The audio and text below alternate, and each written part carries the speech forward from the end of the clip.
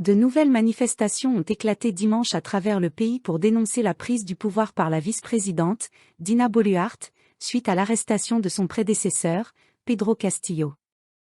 Les violences ont fait au moins 2 morts et 5 blessés. 2 personnes sont mortes et 5 personnes au moins ont été blessées dimanche 11 décembre lors de manifestations grandissantes contre la présidente du Pérou Dina Boluarte après le coup d'État manqué et l'arrestation de l'ancien président Pedro Castillo. Signe de la tension qui monte, une séance au Congrès sur la situation dans le pays a été suspendue après des incidents. Des images publiées sur les réseaux sociaux montrent un homme donner un coup de poing par derrière à un autre dans une allée de l'hémicycle puis une bousculade au centre de celle-ci. La séance était toujours suspendue dimanche en début de soirée. Les protestations se sont multipliées à travers le pays, notamment dans les villes du Nord et des Andes. Des milliers de personnes se sont mobilisées dans les rues de Cajamarca, Arequipa, Tacna, Andahuayla, Cusco et Puno, réclamant la libération de l'ancien chef de l'État et de nouvelles élections et appelant à une grève nationale. Nous regrettons la mort de 2 personnes et plusieurs blessés dans des affrontements.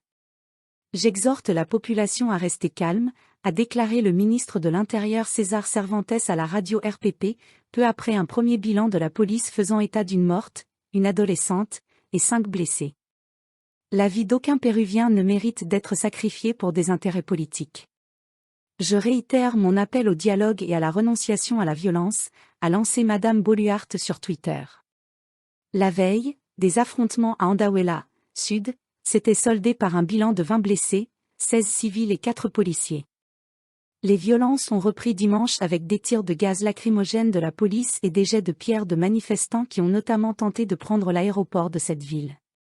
Des renforts de police anti-émeute devaient arriver par avion pour contenir les manifestations, a-t-on appris auprès de la police.